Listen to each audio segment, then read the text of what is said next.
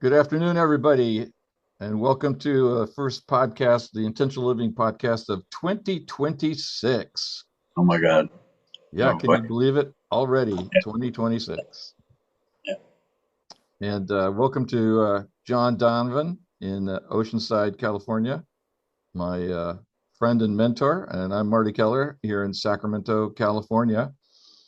I was thinking, John, that we didn't just end a year, but we actually ended the first quarter of a century. Yeah. And it was 25 years ago. We were worried about Y2K, and we were Right. dealing with bubbles and the aftermath of the Cold War, and we still hadn't. We were a Mhm. year away from 9/11, and the world was a very different world than the one we have created in the subsequent quarter century. Yeah. And intentional living was just in its infancy. It Yes. was. I was going through my own accountability class, um, learning about accountability before I put all this material together, how it worked for me. Yeah, so we can say that the accountability work is 25 years old at least. At least. Yeah. So we can celebrate that as well as when we Hmm. look back and see how the world has changed. And certainly the accountability practice has changed my world. And Yes, I had. I know it's changed yours. Absolutely. So for those of you who are tuning in for the first time, this is the Intentional Living podcast, and this is where we take a look at breaking patterns of behaviors I say in my conscious mind I don't want, and nonetheless I continue to manifest them. Here we in this podcast we examine and uncover subconscious obstacles to what we want, those subconscious obstacles that create these patterns of stubborn behavior, and we make them allies in manifesting the life we want to live. So when we say breaking patterns of behaviors that we say we don't want and they happen anyway. Think of uh, this is something that you use in opening your classes, John. Have you ever hurt someone you loved and later regretted it and then hurt them Right. again, usually in the same way? Yep. Or have you ever realized in the middle of an argument that you were on the wrong side of it, but you continued to argue the point anyway? Or have you ever known that you were about to do or say something that you would regret and maybe even heard a little voice, so don't say that, and yet you found yourself unable or unwilling to stop? Those are the behaviors that we're talking about looking at and finding the source and turning that source into our allies instead of our enemy. And so that's what the Intentional Living podcast is about. And if you've been following us, of course, we hope you have been, but if not, we'll talk a little bit. We have been taking a look at a series of principles that illuminate the work that we do. The heart of our work is a very simple process we call the accountability tree. Hmm. And we call it the tree because if you see it on a piece of paper, it looks like a tree the way that you follow the steps. And that is simply to feel whatever it is that's showing up, particularly feelings that we say we find uncomfortable, we want to get rid of. We find like if I'm in that situation where I'm in an argument and I feel something tells me stop, and then I feel something that doesn't let me stop.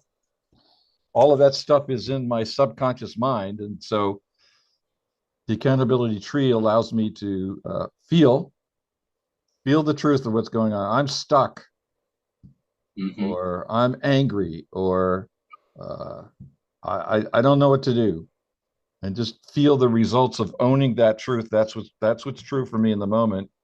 Hmm. And as I sit in that feeling, I can then say, okay, what do I want? If I don't want this, what do I want? Oh, I want to be happy. I want to be peaceful. And we formalize that by putting that in the form of an intention. I intend to feel good. I intend to feel peaceful. I intend to be happy.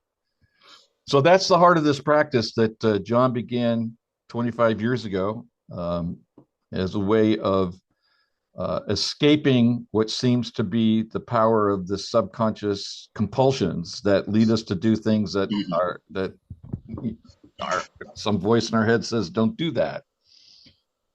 And so we have these principles, and we've been looking at them from one by one over the past couple of months. And I'm going to put it on the share screen so we can just take a quick look at what we're talking about, and we can locate what we're um, going to be talking about today in the uh, flow of these principles. So we started out with, well, let's get to the top here. We started out with the first principle, and these are not in order of importance. One is not more important than the other. They're just the way we came up with them.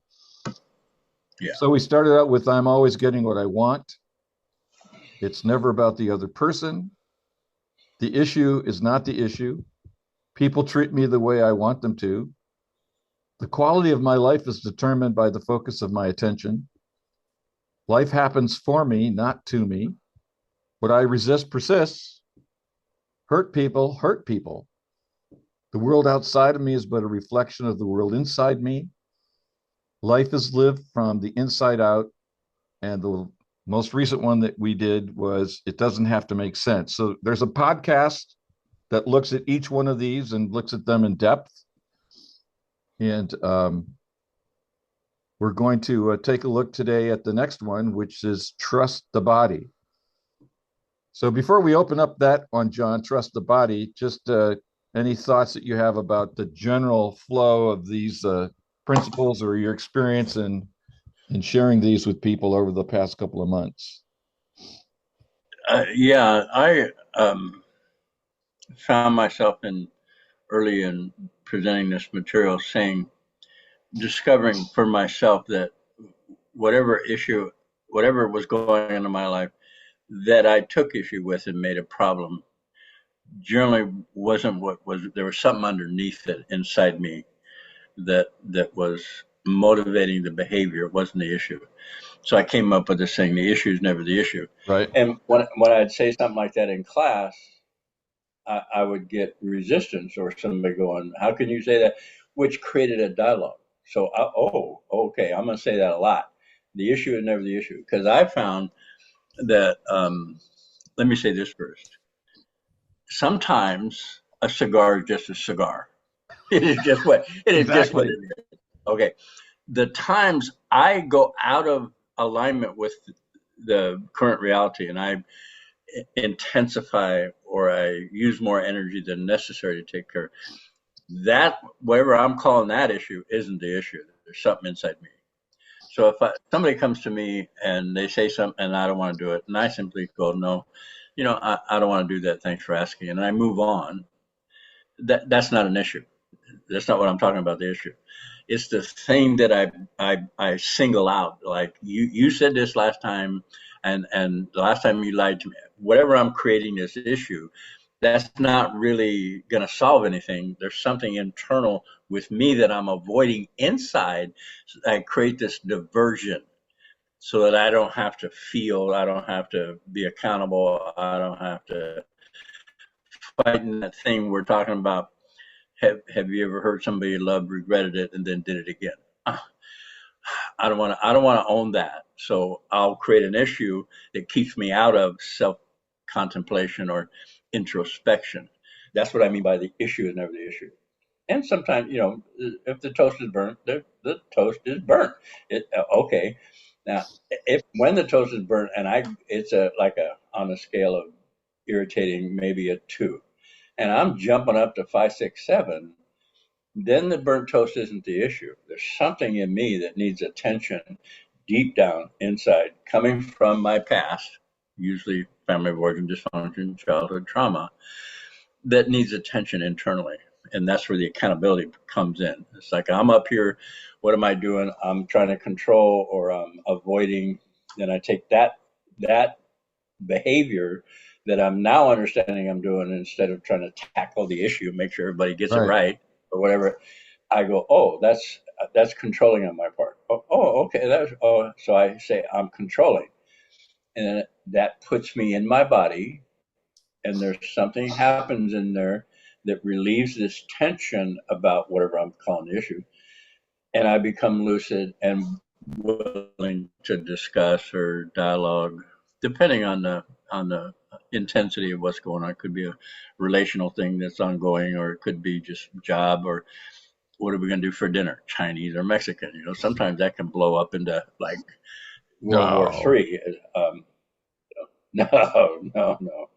But see, then that would be the issue, not the issue. Whether we eat Chinese or Mexican is not the issue. The Right. issue is, well, all I know is my part. So I'm either controlling, avoidant, don't want to say no, don't want to be the bad guy and say no, I don't want to go out at all. Something going on where I'm hiding something. So that's really Right. the issue, never the issue. And all these, what we're calling principles, kind of like stop you in your tracks. It's like, wait a minute. One of the ones we talked about is people treat me just the way I asked them to. Now, wait a minute. What? And then okay, now we can get into a dialogue about how old patterns are recreated in my current reality. They can't be recreated if I don't participate at some level to make the end result always the same. I used to have this saying about my relationships. The first argument I had with a woman when I got into a relationship with her happened to always be the last argument I had with her when the door hit me in the ass. It's like we never resolved anything. And that's another way, the issue, not the issue. If that were the issue, then we would have resolved it somehow. We could have resolved it somehow, but it wasn't the issue. There was something internal with me, well, arrogant, entitled, controlling, needy, that I wasn't addressing. And now that I address those issues, I can dialogue with people or not. It's my choice. And I can stay calm and centered and stay in myself instead of giving my power away. Okay. Thank you. And let's get into this because you've already referenced it in your remarks. This principle is trust the body. Trust the Trust body. the body. Trust the body. The way we've written that is it's an imperative. Trust the body. Mm-hmm. That's the way I Yeah. hear it. What is this? How does this principle speak to you? It's like a command statement. It's like in Spanish, there are certain things like siéntese, sit down. It's like, do this now. It's like, no, trust the body. And that, especially working with people who are in recovery or find themselves in patterns of behavior that they're struggling to maneuver through or change somebody else. Usually that's why I came into recovery, was to change my partner. You know, she needed it, find a way to like get her to get it right. But luckily that wasn't the topic of recovery. So um, I forgot where I was at. We're talking about trust the What was body. um, oh, we were told that our body is the last place we want to be. We're told, well, you can infer from the Bible that it asserts that the flesh is weak, and then they equate it. And this is my interpretation of it. I know people interpret it any way they want, but the way I heard that as a kid, that in my body was the source of my derangement or my evil or my sinning or my debauchery or whatever it might have been that I had to go to confession for because I'm Catholic. So the body was seen as a thing to overcome, to beat into submission. The Jesuit priests had this practice of self-flagellation. They'd get a big stick and then beat themselves over the back so that they would punish the body for its needs or whatever may be going on with the priest. I don't know. So then we come along and go, wait a minute. And I heard when I first got into therapy, around the therapy talk, you know, the answer is inside you. Well, inside me that means inside my body, inside something, inside my mind, inside me. And that's the last place I wanted to go.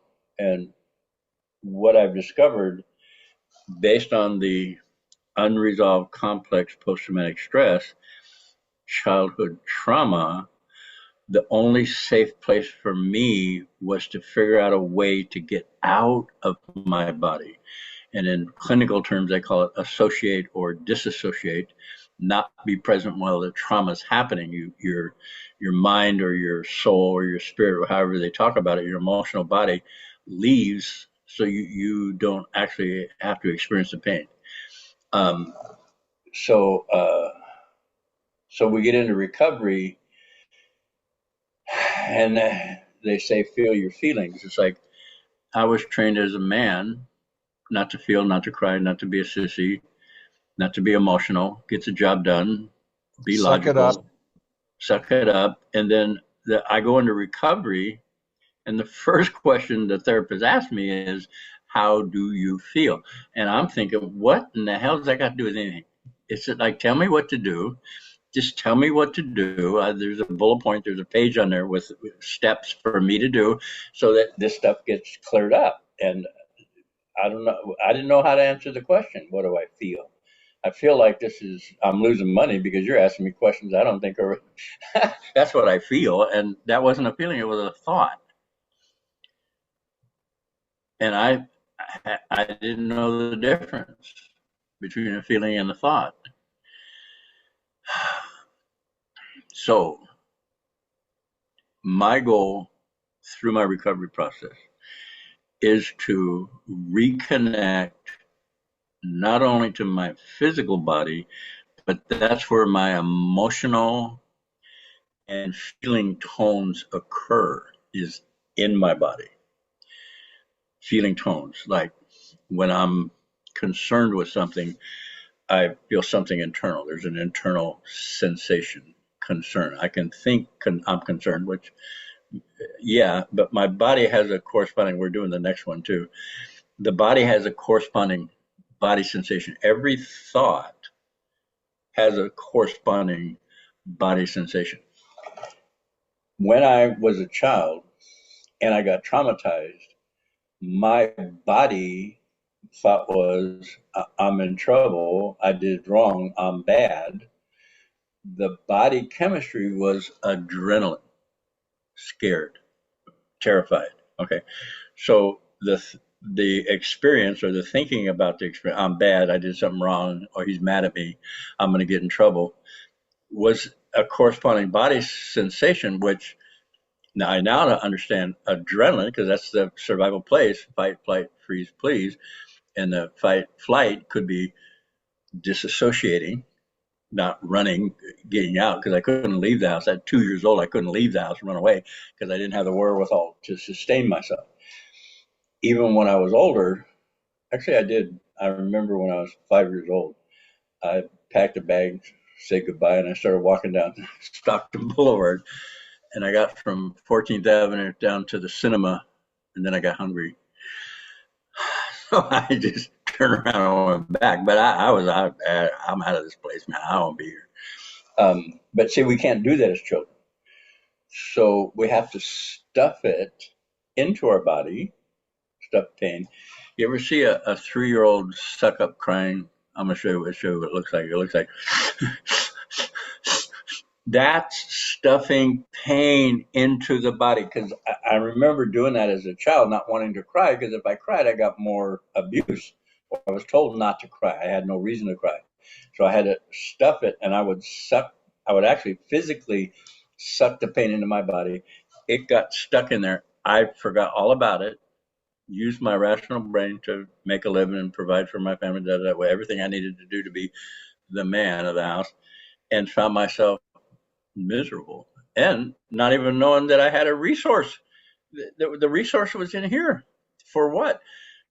Considering things, considering options, seeing nuances, all kinds of things I had no idea that were there for me to glean in my decision-making process. In other words, I've learned, one of my avoidant behaviors I tagged as rageaholic. Well, I've learned, instead of screaming, go in, there's an old feeling in there. There's an old unresolved. Take a breath. I can stay in the conflict. I can, like, Oh, I see. Oh, I see why you're scared. I see why I'm reacting the way I'm reacting. Okay, let's talk. Let's see this, and then I could participate at a different level than I could before I knew all this about stuff, pain, unresolved, complex post-traumatic stress that's in the subconscious. See, I don't have access to it consciously. I do have access through the sensation. It could be in the shoulders. It could be a sensation of something happened as a kid. I was told to take responsibility. I didn't know what the hell that meant. I was in trouble because my brother fell and I was supposed to watch. I don't know. But the feeling of somebody in my current reality, the frequency was resonated with the trauma. The trauma, because the subconscious doesn't tell time, came into the present moment, and I reacted from that, not knowing that. It's like, why do I do that thing I don't want to do? What, I'll never say that to you again. I see that hurt you. I'll never scream at you again. And then 10 seconds later, boom, there I go again. It's like, whoa, oh, that's that unresolved subconscious trauma that doesn't tell time coming in. If something happens in this frequency level, like it could be somebody turned their head the wrong way, raised an eyebrow, made a face, I don't know, something, and I went into my rage. Well, now I understand. Of course I did. I need to attend to this. That's where the accountability tree comes in. I'm a rager. Nice deep breath. Of course. This is on a frequency feeling tone.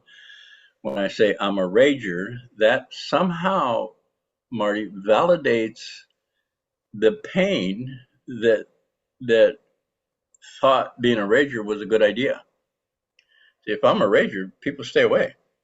When I was a kid, people that closest to me that said they loved me the most hurt me the most, which it doesn't make sense if I'm a conscious adult with in the room with somebody I say I love and I made vows with, and they simply ask me a question and I go into a rage. Okay, no, that's not the issue.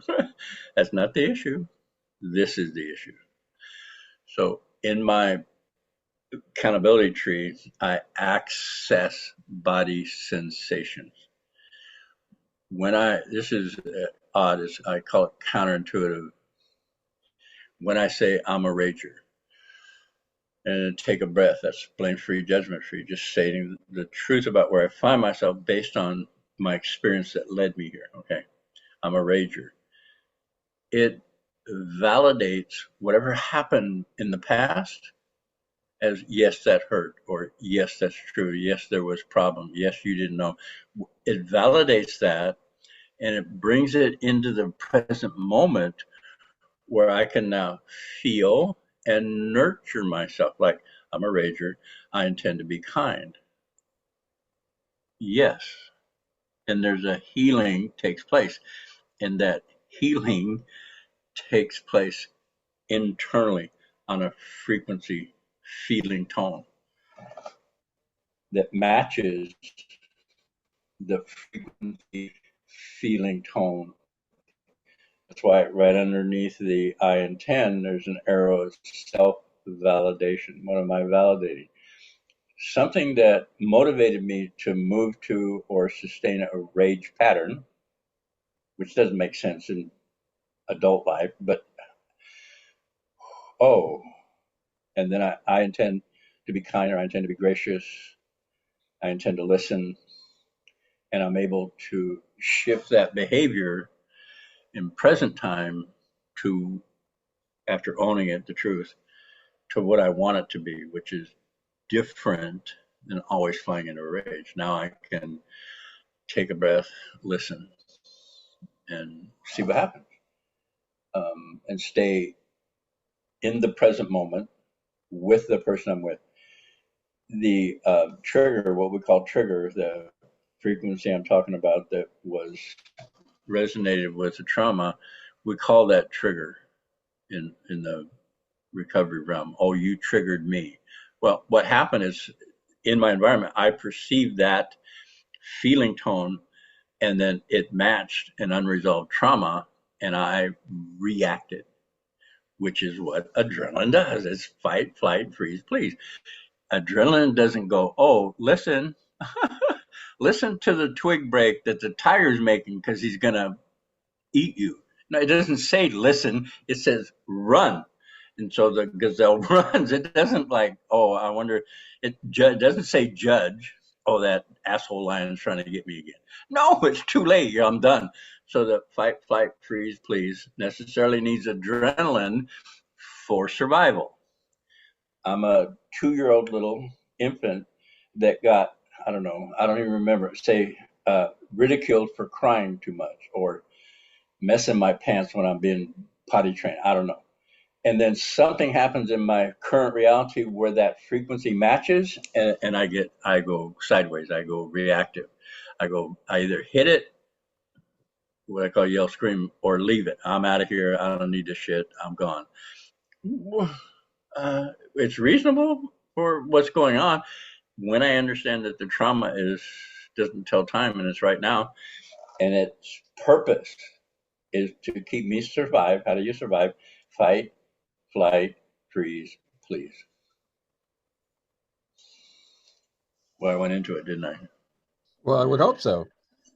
I? Um, I'm like, this is the crux of this whole well, thing. and I'd just like to propose to you, since we're running out of time for this podcast, that we continue this over next week, Yeah, because in my mind, we've only touched the surface, scratched the yeah, surface of this, and there's so if it's okay with you, let's continue this conversation next time, and you got it. because I believe that trust the body is actually one of the essential. If I could only have one or two principles, trust the body would be one of them, Yes, yes, because it all starts there. yeah, If you've been, those of you who have been listening to this podcast, you'll notice it started with physical and emotional reaction to trauma. That thing where you did with the little kid who's trying to suck it up, that's all physical. yeah, You'll notice that it's physical, yep, it's not mental. Mental comes afterwards, and mental comes afterwards, and we explain yes, it. But the mind's always comments on that which has already occurred in the body. And as you correct. said as you started to share your thoughts about this, the mind has the power to block out feeling in many, many ways. Uh, Yes, when you were talking about that, I was thinking about how people can people can be hypnotized to not feel pain, like in a surgery. correct. The mind can be trained to block out feeling, and so Yep, that's what essentially happened to us in our traumatized childhood, is that our mind saved us from powerful emotions that were associated with abandonment or death. And right. sometimes abandonment could feel like imminent death. And that little boy or girl, just think of that little body of a 2, 3, 4 year old kid. It's like, it's this little thing compared to this big adult Right. absorbing that emotional assault. Um, thank God the mind is actually could dissociate, Yep. because I don't know about you, but I even now I can think of when my parents would have screaming matches and throw things at each other. I could feel my body like exploding, Yep. exploding with fear, and then becoming paralyzed. Like, can you go from explosion to paralysis? I could. Yeah. That's the freeze part. Absolutely. Yeah, That, that's feigning death. If a prey animal is caught, they will actually drop like as if they're dead. That's exactly. the freeze. Okay. So that's our last ditch effort for survival. Exactly. And so let's wrap this segment up by let's acknowledge that this power of the mind to save us from these overwhelming emotions when we're children was a good thing. This Yes. wasn't a Yes. bad thing. This was a good thing. And Right. that the Yeah. opportunity in recovery is to now move out of childhood. Because, like you said, the subconscious doesn't tell time. So it just always feels present Yep. when it shows up, to move it out of childhood into adulthood where it can actually be healed. And then Yeah. once it's healed, another way to say healed here is released. Once I can release Relief. that stuck emotion, it's not there anymore. Not there anymore. And then therefore I can move on and have have freedom and Yes. do something different next time. Choice. You had choice. Exactly. Yes. I can create conscious intention. That's why we call this intentional living. And see, friends, how well I wrap that up. So Very with good. with this, any last minute comments before we wrap up for now, and we'll pick it up again I'm next time. I'm good. I'm good. That was a lot to digest. So yeah. All right. Well, again, as always, thank you, John, and thank you, friends. Before I close it out, just remind everybody that we do our intentional living process work in group, and John facilitates a group on Saturday mornings. I facilitate a group on Wednesday afternoons. This is Pacific Standard Time. And so, if you'd like to join a group, there's two others. There's a Monday night and a Thursday night as well. Please check out the information at the end of the podcast. They're all on Zoom. And if you'd like to join us and ask questions, learn about the process or experience it, learn how to trust your body to deliver you to the world that you would like to have, come to a meeting, and we'd love to have you. So, with that, John, I'll say sayonara, and we'll see you next time. You got it. Thank you, Marty. Thank you.